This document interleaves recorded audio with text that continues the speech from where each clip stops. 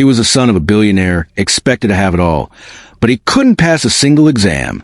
Every failure humiliated him, yet nobody cared enough to help. Then, the janitor walked into his life, quiet, unassuming, and black. No one would have guessed the secret he held, a truth that could change everything. But in a world full of privilege and prejudice, would the richest boy in school survive what he was about to learn? Or would the system crush him before he ever understood it? Lucas Reed had grown up in a world where money solved everything, or so everyone thought. The son of one of the richest men in the city, he attended the finest schools, wore the most expensive clothes, and never wanted for anything. But despite all the privileges, there was a truth nobody talked about. Lucas was failing every exam. Teachers shook their heads, tutors shrugged, and his classmates whispered behind his back. For all his wealth, he felt empty, incapable, and invisible in a world that praised success but ignored struggle. His life followed a rigid pattern: luxury cars, lavish parties, and superficial friends. But the emptiness gnawed at him. At night, he would stare at the ceiling, wondering why he couldn't measure up, why all the money in the world couldn't teach him to think. It wasn't laziness. It was confusion. His mind had been trained to memorize, not to question, to perform, not to understand. Then came the janitor, a man most students ignored, a quiet figure, moving to the hallways with a mop and bucket, always observing, never speaking more than necessary. Yet something about him caught Lucas's attention, something unspoken but undeniable. He didn't know it yet, but this unassuming janitor carried a lesson that could shatter the walls of privilege and prejudice alike, a secret that would challenge everything Lucas thought he knew about intelligence, opportunity, and respect. In a school built on status, wealth, and reputation, no one expected a janitor to become the most important teacher in a billionaire son's life. But sometimes, the people the world overlooks carry the truths that change everything. Lucas had never believed anyone outside his social circle could teach him anything. Yet, day after day, he found himself drawn to the janitor, a man named Marcus, whose presence was quiet but commanding. Marcus didn't just clean the floors. He noticed everything.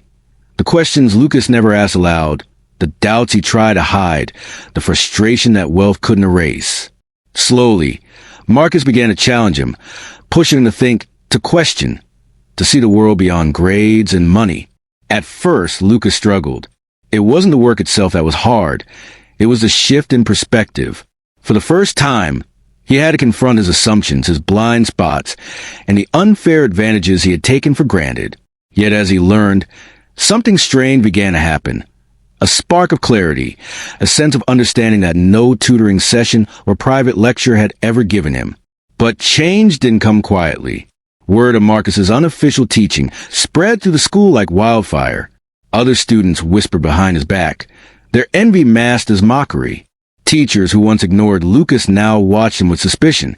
And then there were the subtle acts of bias, dismissive comments, cold stares, doors that closed where they once swung open. The higher he climbed in understanding, the harder the walls of prejudice pushed back. The tipping point came during a major exam. Lucas applied Marcus's lessons and approached problems differently, thinking, reasoning, not just memorizing. When the results came back, he had passed with flying colors. But instead of celebration, he faced backlash. The principal, citing policy violations, reprimanded Marcus. Students who had envied him now turned cruel, suggesting that his success wasn't earned but borrowed. Even some of his own friends distanced themselves, uncomfortable with a boy from privilege learning from someone society deemed less than. At home, the tension escalated. Lucas's father, a man who equated money with merit, was furious. "You don't need a janitor to tell you how to think," he snapped, cutting off Lucas's allowance as punishment. Privilege, it seemed, was a double-edged sword. The world expected him to succeed, yet it punished him for learning in ways that challenged its hierarchy. And through it all, Marcus remained steady, a silent anchor in a storm of prejudice. He didn't lecture or scold. He simply pushed Lucas to question everything, to see injustice where others ignored it, to confront the reality that society often judged people by the color of their skin, their station, or their role in the hierarchy. Lucas realized that the lessons went far beyond schoolwork. They were about courage, empathy, and recognizing the barriers others faced every day. The moment of reckoning loomed. The tension had reached its peak, the stakes higher than ever. Would Lucas stand up to the bias and ridicule, or would he retreat into the comfortable shadows of wealth and ignorance? The answer would not only define his future, but reveal whether the world was ready to let someone like Marcus, someone overlooked, underestimated, and marginalized, hold the power to change a life. The day of the big presentation arrived. Lucas stood on the stage, the weight of every whispered insult, every sideways glance, and every dismissive comment pressing down on him. The auditorium was filled with students, teachers, and his father, whose expression was unreadable but cold. This was more than a speech. It was a test of courage, of belief, and of justice. Lucas's hand shook as he began, but Marcus's lessons echoed in his mind. Think, question, stand for truth. He spoke about his journey, about the failures no amount of money could fix, about the lessons learned from the man everyone ignored. He revealed Marcus not just as a janitor, but as a teacher, a mentor, a guide whose wisdom had shattered his ignorance. The room grew tense. Some laughed, some whispered, some shifted uncomfortably in their seats. Then came the backlash. A teacher rose, pointing at Marcus, accusing him of overstepping, of influencing a student in ways the system didn't approve. Students who had once mocked Lucas yelled, calling it unfair, impossible, scandalous. Even his father stood, jaw tight, glaring at the man who had dared to teach his son. The world seemed to conspire against him, every barrier of prejudice, pride, and hierarchy rising to crush the moment. But Lucas didn't flinch. Every failure, every insult, every ounce of privilege and bias he'd been forced to confront converged into one undeniable truth. Intelligence, courage, and wisdom are not owned by wealth or title.